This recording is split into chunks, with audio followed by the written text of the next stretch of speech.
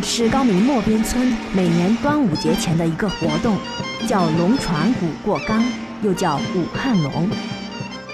几位村民请出龙头龙尾，敲锣打鼓，巡行于村中的大街小巷、山冈埠头，是传统的驱邪扶正，亦是提醒着江河水涨，注意安全，更是昭示着神龙即将启动了。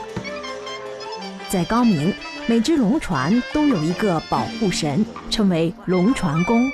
启动龙船要先请龙船公坐镇。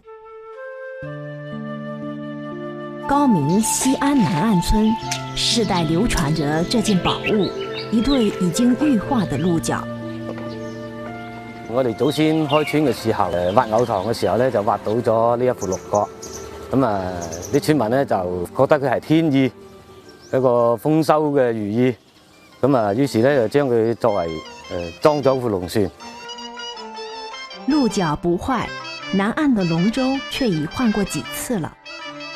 高明現有2艘光緒年間製作的古龍船，還一直使用至今。